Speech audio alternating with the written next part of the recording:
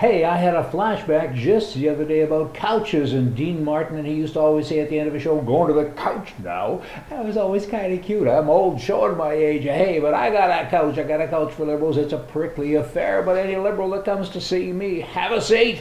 Might wake you up and come out, maybe snap out of it and come out of the ether, don't you know? Right versus left, that'll be me versus them. The guy sitting on the couch, don't you know? I've had this talk with so many people, and just the other day, one guy said to me, so what is the real difference? And I said, basically, it's about choice and freedom. When you take my choice away, you take my freedom away. For instance, in British Columbia, Canada, they have what's known as ICBC, which of course is the state-owned insurance for cars, and people are used to it now. And I said, you're not really used to it, you're brainwashed.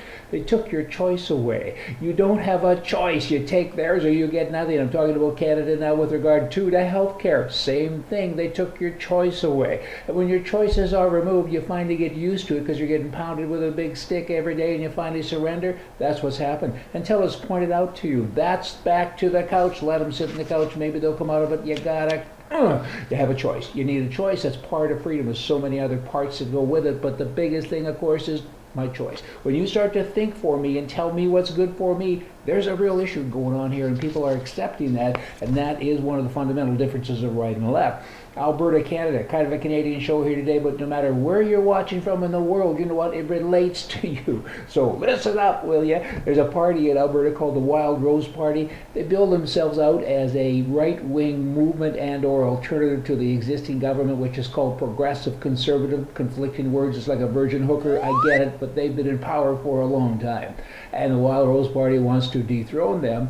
And so recently they had an election with regards to getting a new leader, and they got one, and he's a former conservative member of parliament. And it's so weird what goes on in politics, because it was just a short while ago, months ago, that he put up $10,000 of his own money in support of the now premier, Mr. Prentice, for, to support him, as said, and for his campaign to become leader. The people haven't voted for him yet, but the party did, and he put up the cash.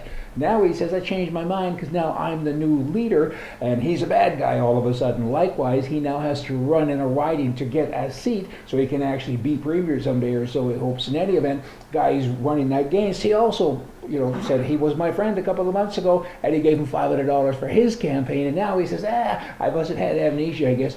Don't we get tired of these people? I gotta say, where are they from? I know they're from Alberta. That is just so mixed up. And the leader prior to him, the interim leader, she was against floor crossers. Floor crossers are bad, and yet she was a floor crosser. Again, okay, Newfoundland in Canada. Canada's still, don't you know, there was a threat there against the premier. His name is Paul Davis, and the police went to investigate it, and ultimately the bad guy was actually put down. He was shot, and the officer that is talking here in this article, he's a member of the premier's personal security detail, which provides protection to the premier. Nobody else can have protection. Only premiers. I mean, again, that is so bad stuff. That's Canada. Do as I say and don't do as I do. A bunch of left-wing commie guys back to that right and left and having freedom stuff. Last story of the day in Canada, the Parliament there, House of Parliament in Ottawa, they've typically had, or traditionally had, I should say, 308 seats, which means 308 elected people from across the nation. They've increased that now to 338. So they're putting new chairs into the House of Commons, right? So there's going to be 30 new people sitting in the House of Commons. 30 more bums. In Ottawa, I'll come back tomorrow. We're going to have more for you from the right. See ya.